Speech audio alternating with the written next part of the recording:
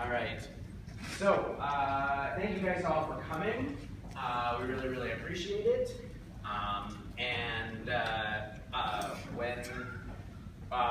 In a moment, we're going to have Charles explain the things that we've handed out to you. But for now, we want to start things off. We have something kind of cool to show you. And so, Bear, whenever you are ready.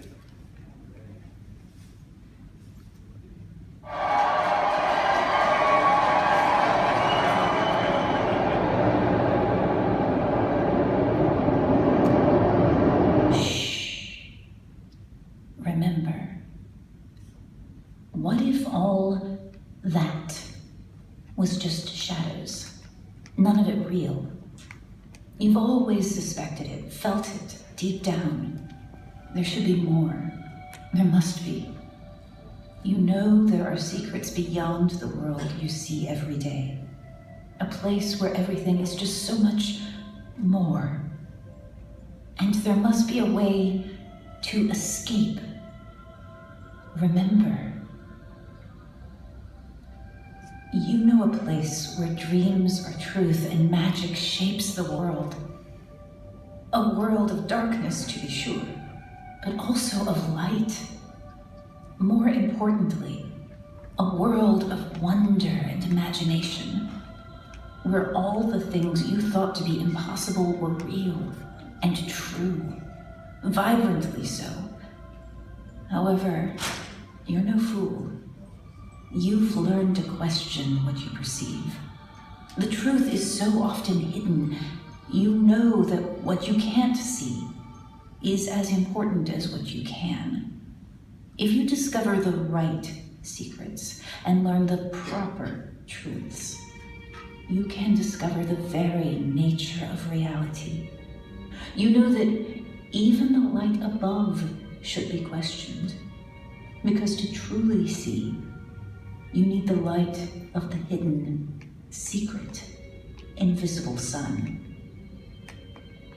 Invisible Sun is a brand new role-playing game from the mind of Monte Cook, creator of Numenera and a force behind such varied products as D&D 3rd Edition, Planescape, and Tolus. Invisible Sun player characters dwell in a world of surrealistic fantasy. Use of the right spells and secrets can shape their lives and even their destinies. But with each new truth learned comes greater danger. Invisible Sun isn't just another game. It's a revolution in the very way we play RPGs. Through innovative mechanics and modes of play, Invisible Sun overcomes the barriers our modern world puts up to keep us from playing. We all know them too well. Busy schedules, absent players, and differing playstyles. Invisible Sun carefully balances the needs of the group versus the needs of each single player, and enables and redefines play to accommodate almost any group's ever-changing situation. As an RPG, Invisible Sun is about characters. Character creation in a world of surrealistic fantasy is one without limits. The fascinating choices are many, detailed with amazing wonders. If you love characters, you will love Invisible Sun. Moreover, the game focuses not only on character creation, but character development and depth. Monty himself says, with Invisible Sun, you end up playing characters with true story arcs, both individually and as a group. These arcs are as complex and vibrant as a character from your favorite novel or television show. The world of Invisible Sun is deeper, more intricate, and more interesting than any setting I've ever worked on. It's also a game about stories. Using the narrative tools employed by fiction writers, such as foreshadowing and flashbacks, it facilitates the creation of amazing tales, but always in ways that make the game master's life easier, not harder. For example, the cards from the divinatory Sooth deck help guide the game when desired, offering possibilities and offer ever-changing opportunities and challenges for players layered on top of the action of the game.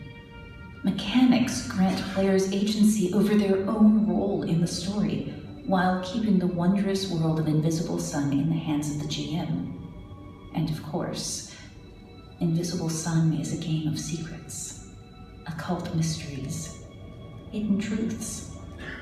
The game changes and grows even as you play, if you let it.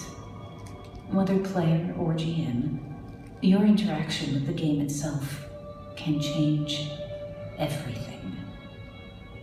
What will you discover? Redefine the world?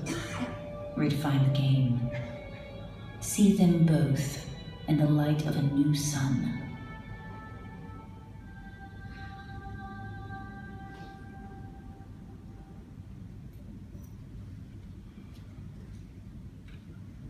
So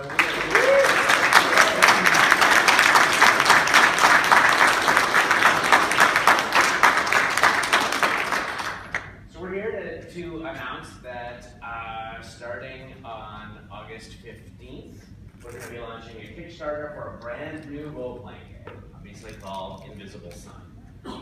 Now, we've got, actually, we want to show the, just since we've got the lights dimmed and everything,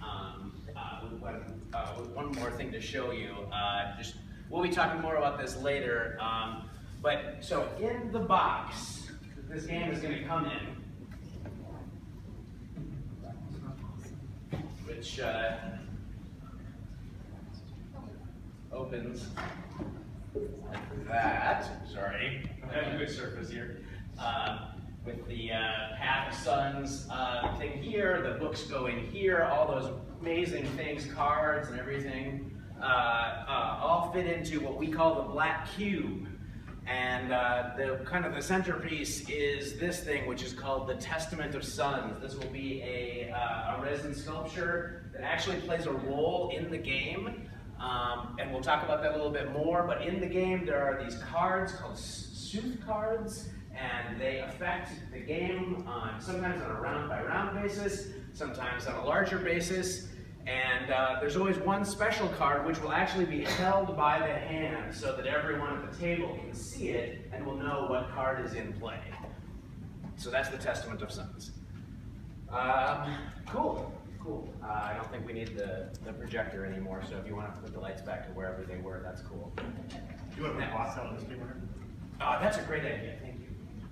Now, before we get too much more into Invisible Sun, though, this is the Monte Cook Games seminar, and I want to introduce you to the Monte Cook Games team, without whom none of this and all the other amazing games that we put together would be possible. So, we're kind of all spread out here for a minute. We also have, I'm really proud that we have 2 new members of the team since the last time we talked last Gen Con. And they both happen to be over there on the right, so we'll start with them.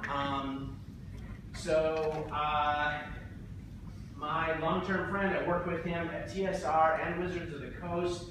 He's also worked for Paizo, now he works for us. And our community relations coordinator, Sean Reynolds.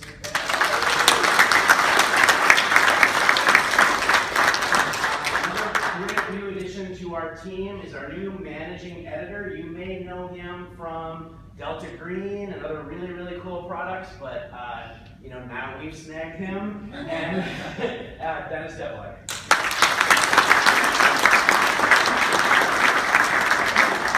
The next guy has been to a number of these MCG seminars. You may know him, but you might also know him from all kinds of work on D&D and other things. But he's a co-creator with me at Wizards with Strange. He's written all kinds of great Numenera stuff. It's Bruce Cordell.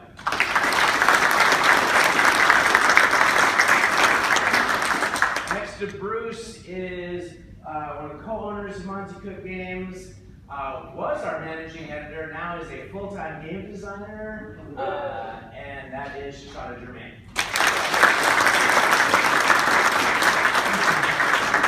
Shauna is not only my partner in Monte Cook Games, but my partner in all things, actually. Next to Shauna, we have our art director, guy responsible for pretty much all the amazing images and the video and everything that you just saw. If you think Monte Cook Games products look cool at all, here's the guy that thinks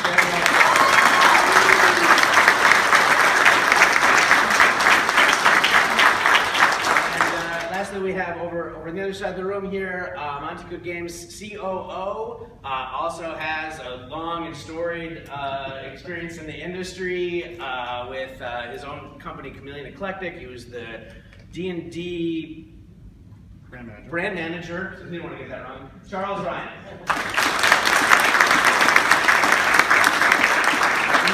Not with us, unfortunately, because someone's got to be running the booth, which I'm really proud of this year. I think our booth looks amazing. If you haven't been to it, well, we'll tell you about why you should go there in a minute.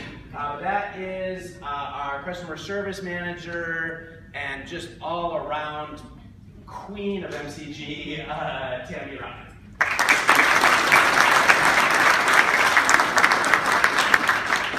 Quick shot to Zella too, because she's been working. Oh yeah, absolutely, absolutely. Working for us, she started as an intern, now she's a part-time employee. You know, if you've ever ordered anything from us, if you've again enjoyed anything at our booth this year, you can thank Zoa in the back there.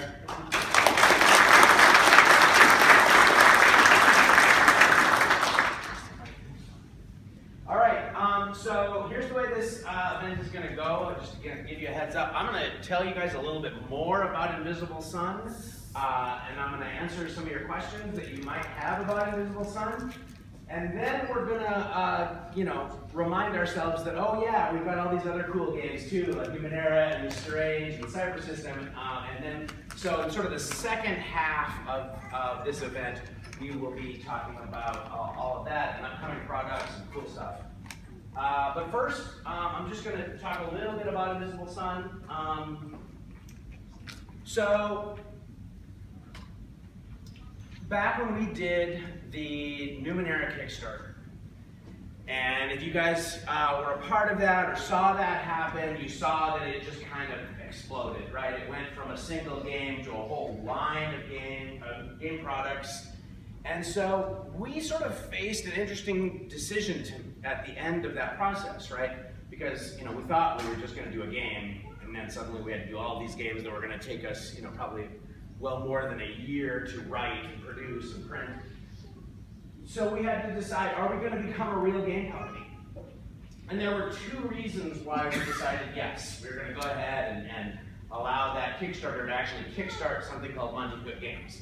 And the first one is we knew that there was lots more cool and interesting things that we could do with the cyber system, right? There's the Strange, obviously, and there's the cyber system itself, and now we've got Gods of the Fall, soon we'll have Predation, we'll have Mass, all these great things we can do with the cyber system. But the other reason, way back then, that we knew existed, why it would be really cool to start Monte Cook Games, was because I could finally produce Invisible Sun, which is something I've been wanting to do for a long time. I really wanted to do, but I wanted to do it right? I wanted to make this game what I felt like it really could be, and I feel like we are there now. So we have this cool deluxe box, this presentation with all the cool stuff in it, and part of this is because Invisible Sun, it's a game of surrealistic fantasy. The characters are out there discovering weird secrets of reality and doing all kinds of cool stuff. But it's more than that. We're not exaggerating when we say that, if you play Invisible Sun, it really will change the way you play role-playing games. And here's kind of what I mean by that. So, there are a lot of challenges to playing role-playing games in 2016, 2017, right? We've all got busy schedules. You've got players who can't always show up. Sometimes you try to play online. Sometimes you're playing at home around the table. Sometimes you can't get together. Lots of problems. We basically have identified that the biggest competitor to role-playing games is, of course, real life. And so, Invisible Sun creates a system where there are 3 modes of play. And I'm going to get back to that in a minute, because first I'm going to tell you a story. When I was a kid, in fact, when Bruce and I were kids together growing up in junior high, we were avid D&D players, right? If you guys have seen Stranger Things, right? Those kids, they were us. And we would walk home every day together. And even though we played D&D like Friday nights or whatever, we just on the walk home, we would start talking about the game, and we would say, oh, next time we play, I'm gonna go talk to the priestess of Lolth and see what she has to say about this thing and whatever. And we'd be talking, and suddenly, I as the game master would say, well, what would you say to her, right? And on the way home, we are actually starting to play the game while we're walking. And realizing that, at that point, we don't need character sheets, we don't need dice or whatever. It's all just the interaction between the game master and the players. And for whatever it's been now, 35 years, I have wanted to capture that essence, that way, that acknowledgement that there is a richness to role-playing games that can exist away from the game table. So, actually, there's another story I want to tell that is a different story, but it ties in all together. Much later in my life, I was running a Dungeons & Dragons game, and I invited she wasn't a brand new player to the game, but she was a brand new player who had never played with me. And, I started noticing a few sessions had gone by, and she wasn't very engaged, right? She didn't get involved in the conversation. She kind of, was quiet, and, I started to worry. I said, maybe she's just not enjoying it. Maybe I need to talk to her and find out if there's something that we can do differently. What's going on? Is, are one of the other players bugging her or whatever, right? And I talked to her, and I started asking her about, what she thought about the game. And suddenly she began explaining, what her character thought about all these different things that had happened in the game. And she just went on and on and on, and I talked to her for probably 45 minutes about, my character doesn't like this guy, but she really liked it when this happened, and she just went on and on and on. And what I realized was she had this really rich gaming experience that was all going on sort of internally, and wasn't expressing it necessarily very much at the table, but she was still loving the game and really enjoying it. So those two experiences together kind of sat with me and made me realize there are lots of ways to play these games. And so let's embrace that. Let's create a game that works with that idea. And so I'm going to get back to what I was talking about with the 3 modes of play in Invisible Sun. And you already know the first 2, right? The first one is sort of the action mode, right? It's where you've got round by round, people are taking an action, you're going around the table, everyone gets an action at the same time, whatever, right? Whether it's combat or, avoiding boulders rolling down a hill, right? You just kind of manage everything that way. The second mode you also know, right? That's we're not keeping track of rounds, we're not worrying about that, everyone's just, we're traveling, we're talking to NPCs, we are, in town buying stuff, right? There's that whole level. But Invisible Sun introduces a 3rd level. And what this level is the level that exists away from the game table entirely. And the really cool thing about this is that this can be something that is GM-driven, or it can be something that is player-driven. When we launch the Kickstarter, we're going to show another video. That is about 95% of what the main Kickstarter video will be. But we also have a gameplay video. And in that gameplay video, you'll watch as the characters, at the table, they confront something and they don't know how they're going to deal with it, right? It's a place they can't get into. So one of the players has this idea, and she says, maybe my character has been here before, because that fits into her background. And so then she and I, because I'm the game master in the video, we go off to a coffee shop, right? And we're playing in this 3rd mode of play where she and I are talking through it's not just completely open-ended. There is a mode of play.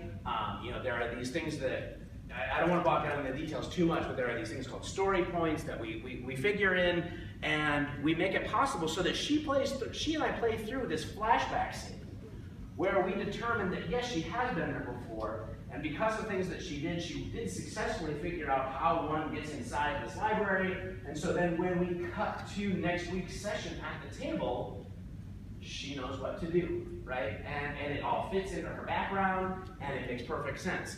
Now, not all of these side scenes in this mode of play need to be flashbacks. They can be, there's a point at which a session can end at that we call a pivot point.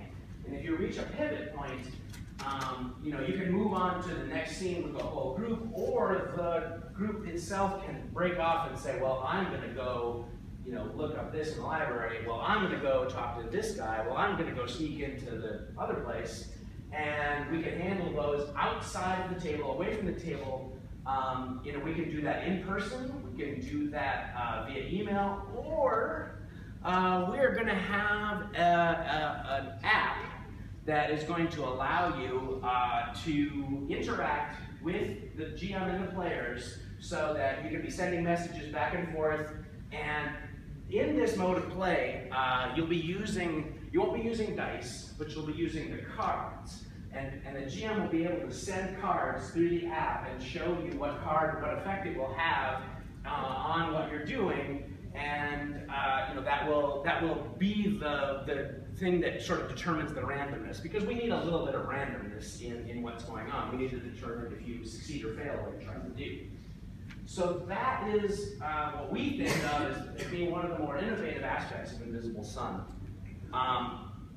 But the other thing that I wanted to talk about really briefly is, remember the story that I told you about where my friend, I didn't think she was enjoying the game because she was really quiet, but in fact she was enjoying it quite a bit. Well, she's really an introvert, right? Everything is internal for her. The Invisible Sun mechanics are going to be designed with both introverts and extroverts in mind. And there are going to be different ways of doing things based on player preferences, right? So we're going to address, some people, at the end of the game session, again, kind of talking about those story points, you talk about what happened in the game, and everyone gives feedback on how what happened in the game figures into their stories, and that's how they are going to get the various kinds of experience points. We don't use that term, but we actually call them joy and despair. Certain things will give you joy, other things will give you despair. You can use both of those, you just use them in different ways. If you're an introvert though, and you don't really feel like talking about that at the table, you can do it offline, right? Or online for that matter, but you can do that through the app. You can interact with the game and the game master however you want to. All right, so I want to talk very, very briefly about the setting. The setting, well, if you can imagine, if Numenera is weird, and the strange is strange, Invisible Sun is surreal. It's a place where we recognize that all of this that is around us is not real. This is actually what is referred to as shadow. And player characters are, they're called Vizli. And Vizli have been exiled in shadow for a very long time, but now they are returning to the real world, which is called the actuality. And in the actuality, we discover that basically everything that here in shadow that seems weird and dreamlike and crazy and impossible, that's all normal reality in the actuality. So that is the world in which characters inhabit. And so, maybe you're asking yourself, well, what does surrealistic fantasy actually mean? It's a term we used in the video, and I've talked about it a couple of times. So in a surrealistic fantasy, you might be going to visit an NPC that you've got to talk to, or maybe the villain, right? But he doesn't live in a castle, right? He lives within the dying flame of the last candle, still burning in a lonely monastery on one particular night, right? And you have to figure out how to reach that place. You might attend a party that is hosted within the altered consciousness of the actual attendees. You might go on a quest for the lost and now forbidden number that once lay between 12 and 13.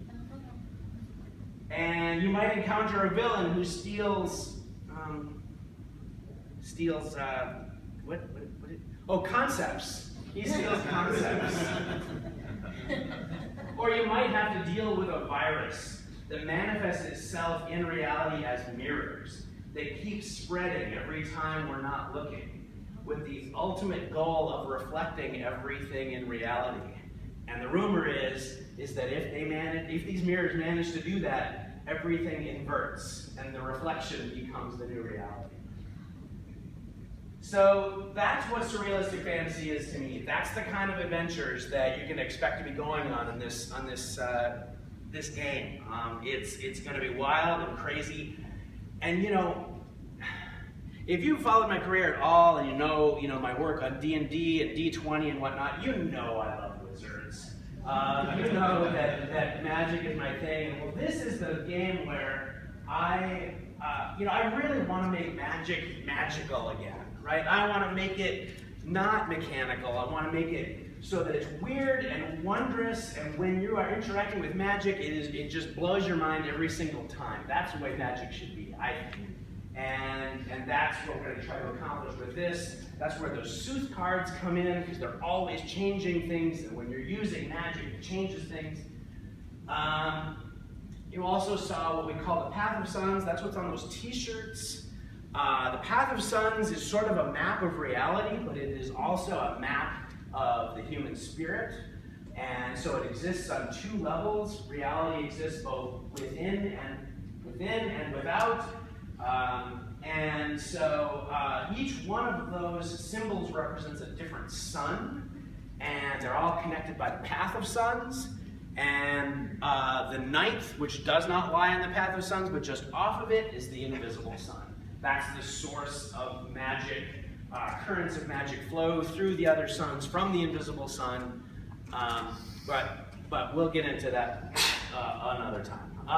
And so, some of you actually might be thinking, because I know I would, right? What does this have to do with that old Police song, Invisible Sun? And the answer is, I think that the origin of that song, the inspiration for that song, actually comes from the same place that the inspiration of the game came from. And it's a quote from Sir Thomas Browne back in 1658, which is, "Life is a pure flame, and we live by an invisible sun within us." And that's what this game is all about, right? It is about human spirit and how it manifests and changes the world. So, it is one couple more things, I promise, but I won't keep droning on. As you kind of gathered probably from the video, Invisible Sun is a game of secrets. And we mean that on two levels. This is a game where characters are, that's primarily what characters are going to do. They're going to be discovering new secrets and figuring out how the world works, what is the truth of the actuality. In fact, there is this thing that lies sort of at the edge of the actuality called the labyrinth. And it is the ultimate goal of many of his lives to figure out not only how to get to the labyrinth, but how to pass through it and to discover what lies beyond. But Invisible Sun's also a game of secrets that are actually you are going to interact with as the players and the GMs. The books that you are going to get with the game are going to have secrets in them. The game itself is you're going to want to pore over this game. In the illustrations, there are going to be secrets hidden within things. There are going to be things that you're not going to realize what's going on entirely on page 27 until you get to page 103 and you realize that these things match up, right? It is a game where there's going to be hidden information all the time. There might actually even be secret places in this box where you will find new information. We're going to be kind of reinforcing that with stuff that we're going to be doing on the website. And I really encourage you starting today, to go to a URL that's, I think it's on the magazine. You got pathofsuns.com. It's on your shirts too. It's on the shirts too. Pathofsuns.com. What you're going to find there are secrets. And they come in many, many forms. And it's going to start with a secret on the first sun, and you're going to follow the path of suns. It's going to be updated every single day between now and when the Kickstarter launches. And if you keep visiting that site, you're going to find more and more stuff. There are also some strange numbers on that site, and they may lead you to something as well if you're really adventurous. And so really, really quickly, I just want to talk about characters, and that promise me to shut up. Like I mentioned before, characters are called Vizsla. That is because the guardian, the patron of the invisible sun is an entity called Vizsla, and they all sort of revere her. And if you have played the Cypher system, some of the mechanics in Invisible Sun are going to seem very familiar to you, and that's because it's not, while it's not a Cypher system game, it is a game that is designed with some of the same spirit. So for example, when you create your characters, you're going to be creating a sentence, just like in the Cypher system, except it's a different sentence. In fact, that sentence is going to be, I am a blank blank of the order of blank, who can blank? Right? And so each one of those parts of that sentence, you're going to fill in from a number of different choices, and those choices figure in your background. Your background is going to play a really big part in this. And part of your background, for example, is where you live. Because all Vizsla, with a few exceptions, have their own house. And the house of a Vizsla is filled with secrets.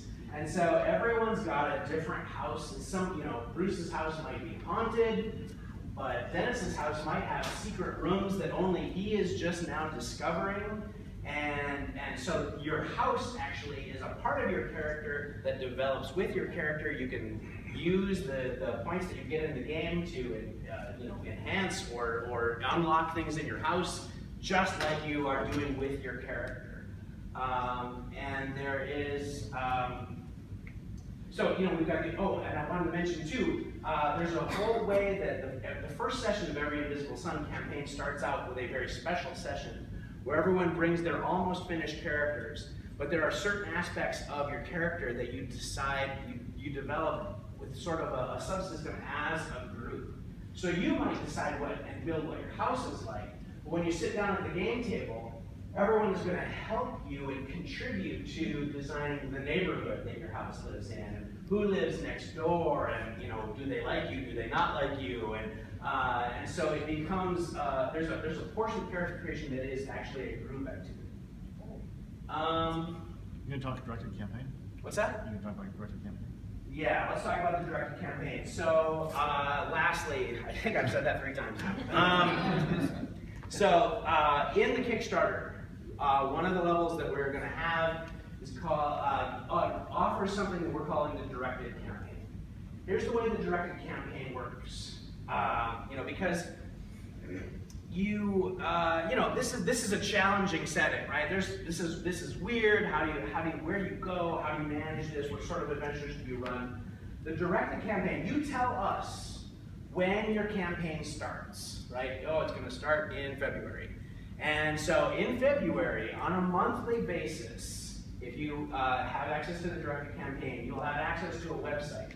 That will not only have ways for you to interact with other players and whatnot, but it will have, on a monthly basis, a new offering there that will be ideas and adventures and directions that you want your campaign to go. And in fact, it will be based on what happens in your campaign. So we'll be asking you questions. Did your characters do this, or did they do that? And if they do this, then you'll get something else in March.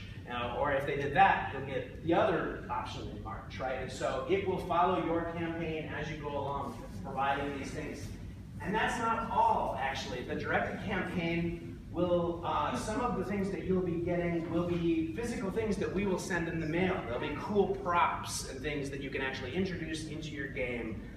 because I like stuff, right?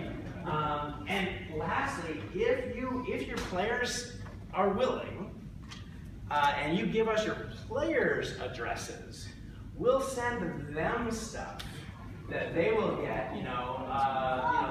Maybe if you've identified one of your players as being, the person who likes to really join things and whatnot in the game and get involved, right? They'll suddenly get a mysterious thing in the mail that is an invitation to join a secret society that exists within the sun, right? And so,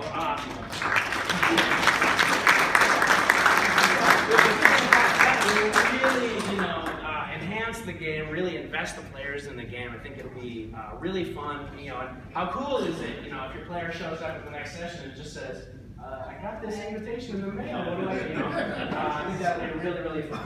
All right, that is my long-winded but actually extremely brief overview of Invisible Sun.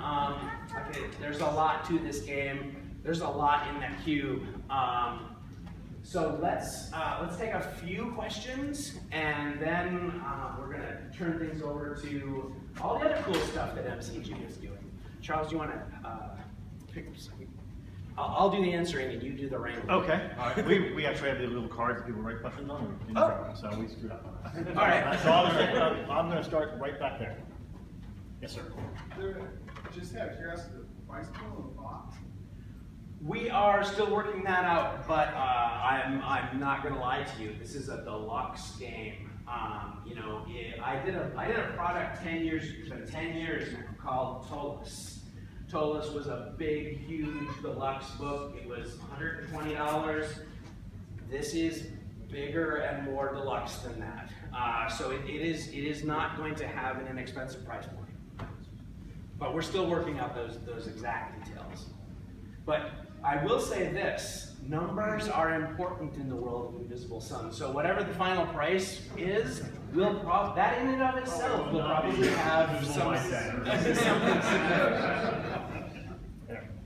Can the game be played in more of a traditional, regular meeting with the group versus? Absolutely, right. The one mode of play is only one of the 3 regular modes of play, right? You'll still be, sitting down at the table, and playing the game and, running through combats or interactions or whatever it is, just like you would any other game. Everything here? Yeah. Go ahead. Okay. You said it's not a cipher system game? It is not. So, but it's cipher system adjacent, I guess. Sure. The cipher system has a very good core mechanic for resolution that permeates the entire game. Does this use the same core mechanic, or is it a different core mechanic? It is a different but similar core mechanic. And the reason for that is with Invisible Sun, I wanted to create a system that really spoke to the world of Invisible Sun. This is unlike the cipher system, right? When I was designing Numenera, I knew, or I thought, I hoped, that this would be a system that we could use with lots of different genres and do a lot of different things with it. That is not true of Invisible Sun. It is very tailored to the setting. And so just to give you a brief idea, Invisible Sun uses 10-sided dice. If you are doing just some normal action, right, you're picking a lock, you're just going to be rolling a 10-sided die. The game master is going to assign a difficulty. You'll be able to lower that difficulty potentially, kind of cipher-like. But here's the thing. If you use magic to enhance or help you open that lock, now you're going to be rolling the normal sort of what we're calling the mundane die, but then also a magic die, right? And now you'll have 2 opportunities to get that number that you needed, right?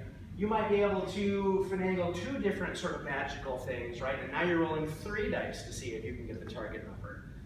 However, if the thing that you are doing, let's say that lock is, it has a magical ward over it, well, that lock might require 2 successes. So if you're only using the mundane die, you can't open it, right? You can't get 2 successes on 1 die. So it suddenly becomes a system where you have to use magic to deal with magic. And there's a lot more to it than that, obviously, but that is sort of the core mechanic. Okay, let's go over here. I have 3 very different questions. I'll only ask one, and if your answer is very short, I have follow-ups. First, do you have a relationship already with a software company to build out the app and the website, or are you sending out RFPs, or how is that development process going? That is We are in process. the middle of that. Yes. So between those two possible answers that you gave. Okay, cool. That was short, so I'm asking another, is okay? Sure. I love the Cypher system, and I love how excited you are about this. The reason I love the Cypher system is there's no homework at all. I used to play a lot of 3rd edition, but took forever to level characters, and preparing a new adventure took like all weekend. Maybe I was a bad GM, but now I have kids. I don't have time for any homework. So this 3rd mode of play, I know people who are gonna love it. For me, that's a turn off. So what if I don't want to participate in offline activities away from the gaming table? How's that going to affect my experience in the game as a whole? Then it will play like a RPG that you are used to, and you won't. There won't be any loss. You just won't gain. Okay. The 3rd question, since that was short too. I'm sorry. I'm a He was up front on it. I'm a terrible. Yeah. When you started talking about the shadow versus the actuality, I was immediately reminded of the forthcoming book, Into the Outside. Can we expect any kind of crossover material in that? Not really, but we're going to talk about everything outside and how amazing and cool it is. Great. And thank you for indulging me. I cede the rest of my time to the floor. I just have a question as far as the whole like app interface and all that goes. Is that going to have a web interface, or which OSs will that work on? Is it going to be like the Apple, Android, Windows? I believe what we're working on right now is a web interface, so it should work everywhere. Right. Our most likely course of action is a web app, so that we can put it on any platform. Awesome. No. Okay. Right. Red shirt. Do you guys plan to provide a sort of list of suggested reading material for the setting? Sort of wrap our heads around. That's a good question. Yes. I wasn't prepared for that. So basically, well, I mean, I have it. I just don't have it with me at the moment. That would be a great thing for us to post as we're promoting leading up to the game. But I would say anything, you know, like Grant Morrison's, well, anything that Grant Morrison did. But you know, Doom Patrol comes to mind. The Invisibles comes to mind. You know, the work of China Medieval comes to mind. Philip K. Dick. You know, sometimes I jokingly have referred to Invisible Sun as the Harry Potter books if they were written by Philip K. Dick.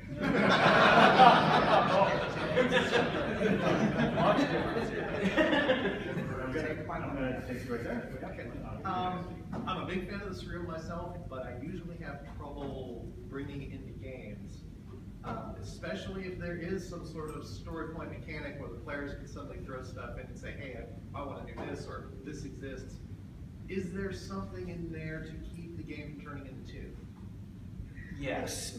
So the story point mechanic is not a way for players to affect the narrative. It's actually a way for the players to measure how the narrative is affecting them. You know, so everyone, based on the choices that they make, both the character creation and ongoing, will have different things that they're trying to do. Because the idea is that every character has an arc, right? There aren't in Invisible Sun, there aren't levels, there aren't tiers, there are story arcs. And so if you reach the midpoint of your story arc, that tells you something about the character and unlocks certain abilities. You're nearing the end of your story arc, that does other things, right? Everything is very, very story-based. But the thing that will sort of keep and help manage the surrealness is that Sooth deck that we talked about. Where those cards are overturned, they will have meanings associated with them that will help you come up with cool ideas, that will help generate ideas right there on the spot in the middle of the game, that will help keep things sort of in the spirit of the game. And then here. Give you. All right. One thing, like watching the video, which was completely awesome, but like you're looking at the shadow and the actuality. do they merge? Do they overlap? Are they completely separate? What's that delineation? Like, are you going to have a modern day game with the ability to No. transcend or? The game starts out with, because there's a lot of games out there, there's a lot of books, there's a lot of settings where, you know, we sort of learn that there is more to the world and we sort of kind of are interacting with both. And so I decided to go a completely different way. The game starts out with player characters already in the actuality.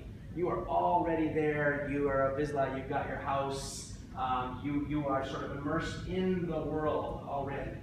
Shadow is a place, it is in fact one of the 8 suns on the path. It is the gray sun. That is correct, that is actuality. Well, it's all the actuality, that's indigo. That's right, that's where your characters will spend most of their time, is indigo.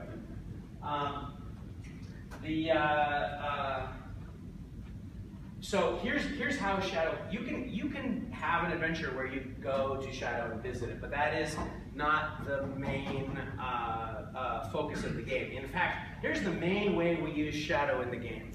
So all the characters are people like you and I, right, who have lived in Shadow and thought that it was the real world, right, bought into the lie that Shadow is. And think that, you know, that they're accountants and store clerks and whatever, but have learned the truth and escaped Shadow and you know, now live in the actuality.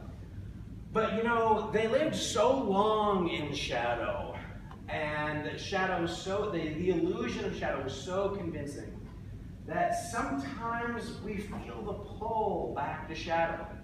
So if we're all playing a game and we're showing up on Friday night to play, but Bruce can't make it, even though we are right in the middle of the action, right? We stopped at a big cliffhanger last week.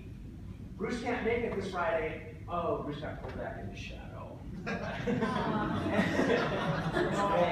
and Bruce can come back at any time, but it is just a handy little meta tool so that you can sort of make sense of that narrative when a player can't show. So it's something that happens to exiled Vizsla. Sometimes they just disappear back into Shadow for a while and they come back. Exactly.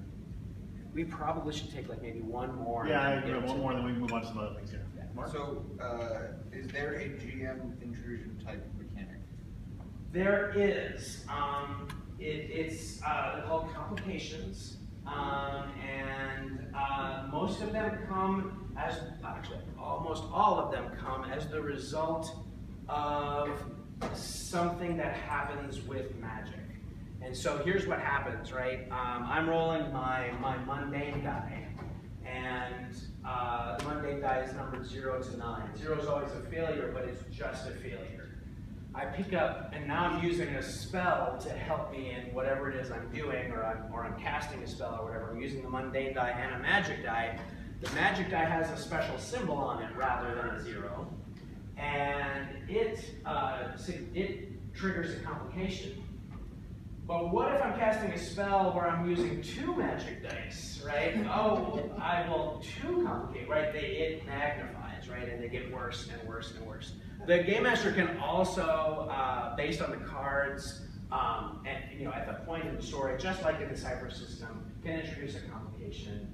They work a little bit differently. The rewards or the way they impact, like experience points and stuff, is different. But the spirit is the same. All right.